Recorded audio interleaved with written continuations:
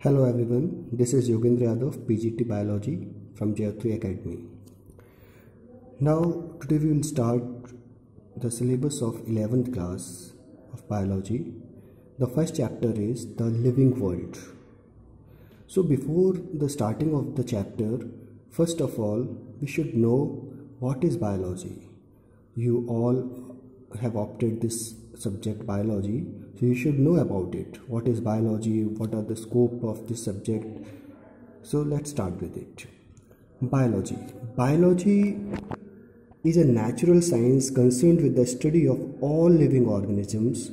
The term biology has been used for the first time as a scientific term by the German naturalist Gottfried Reinhold Treviranus.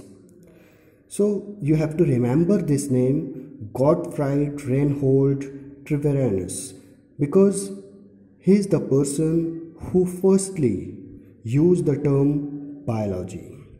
Okay और इन्होंने ये जो biology term use किया था उनकी एक book थी बायोलॉजी ऑर्डर डी फिलॉसफी डर लैब डर नेचर, मीन्स बायोलॉजी और the philosophy of living nature, जो कि पब्लिश हुई थी 1802 में. And this term was adopted in the same year by the greatest French naturalist Jean Baptiste de Lamarck in his book हाइड्रोजोलॉजी.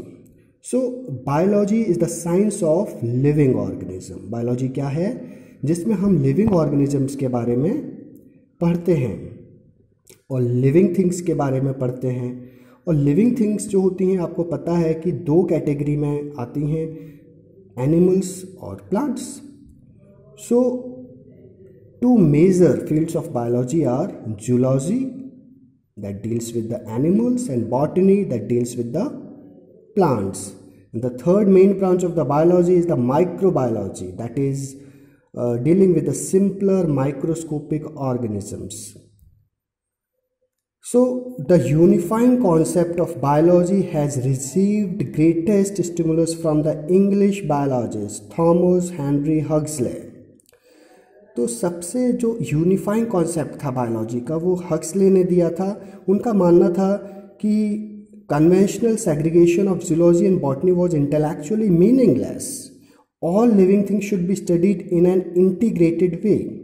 Huxley's approach to the study of biology is even more cogent today because scientists now realize that many lower organisms are neither plants or animals.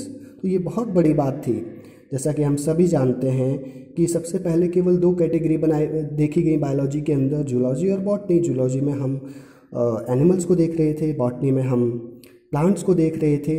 लेकिन बहुत सारी categories ऐसी भी आ जाती थी lower organisms की जो ना प्लांट्स में आ रही थी ना एनिमल्स से रिजेंबल कर रही थी. तो अब इनका क्या किया जाए? तो फिर इनको अलग कैटेगरी में रखा गया, मोनेरा, प्रोटिस्टा, फंजाई.